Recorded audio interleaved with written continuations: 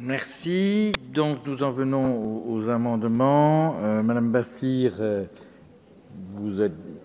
Oui, Madame la Ministre, vous avez la parole, je vous en prie.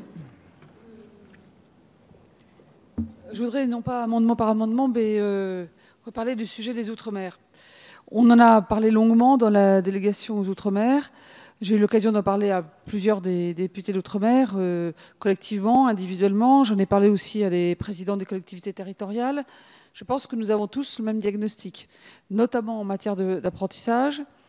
Je veux dire, on a plus que jamais besoin, compte tenu du nombre de jeunes d'un point de vue démographique et qui sont au chômage et sans qualification, qui est très important les Outre-mer, on a plus que jamais besoin d'un système d'apprentissage qui fonctionne vraiment beaucoup mieux, avec plus d'ampleur dans les Outre-mer. Alors c'est pas facile parce qu'on sait qu'on a un problème d'employeurs, il faut trouver les employeurs, mais là aussi, on peut aussi utiliser les collectivités territoriales, on peut utiliser les entreprises, on peut aider les groupements d'employeurs. Enfin, il faut qu'on fasse une ingénierie qui permette de trouver ces contrats d'apprentissage. Deuxièmement, on a un deuxième problème, c'est que les branches, vous l'avez dit, vous avez raison, les branches nationales, leur pertinence, une fois qu'on est sur le terrain, elle est assez faible. Donc, et en termes d'opérateurs de compétences, donc on a besoin d'une réponse particulière. En revanche, toutes les discussions qu'on a eues à la délégation Outre-mer et qu'on a en bilatéral montrent bien que quand on dit Outre-mer, ce n'est pas forcément non plus la même situation partout. En clair, je ne suis pas sûre que la réponse sur le sujet de l'apprentissage puisse être totalement les mêmes en Guyane et en Guadeloupe, à La Réunion et à Mayotte.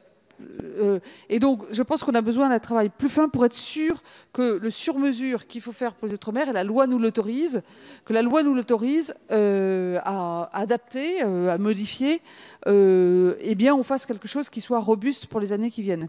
C'est pour ça que c'est suite à mon audition à la délégation Outre-mer que je vous ai proposé qu'on procède par ordonnance pour ne pas faire quelque chose qui soit un patchwork des bouts d'adaptation d'un système national, mais plutôt qu'on pense globalement comment on fait pour que ce système puisse fonctionner dans les différents Outre-mer. Et ce que je vous propose aujourd'hui, c'est qu'on fasse un groupe de travail avec l'ensemble des députés d'Outre-mer et les sénateurs d'Outre-mer qui le souhaiteront pour qu'on puisse travailler sur ce sujet. Et on associera aussi les collectivités territoriales. Ensemble, on doit trouver des solutions et il y a toujours une solution si on travaille ensemble, mais on adaptera. Et l'intérêt de l'ordonnance, c'est que ça nous permet d'adapter les cadres qu'il faut le temps venu. Et donc, c'est la proposition que je vous fais aujourd'hui. En attendant, effectivement, on a déjà pris un amendement qui est le contrat de pro avec extension géographique. Et pour les autres, je pense qu'il faut, comme je le disais, pas faire bout par bout, mais peut-être être plus ambitieux encore en prenant le sujet dans son ensemble. C'est la méthode que je vous propose. Merci. Oui. Madame Bénin, vous va... Monsieur le Président, Madame la Ministre, je voulais à nouveau vous formuler, comment dire, toute ma joie de cette réponse que vous venez à nouveau de formuler devant l'ensemble du Parlement. Vous dire que, avec l'ensemble des députés des Outre-mer, de tout banc, nous serons au rendez-vous pour discuter d'un sujet aussi important que la formation professionnelle, l'inclusion sociale et professionnelle de l'ensemble des jeunes, mais aussi des demandeurs d'emploi et des actifs précaires.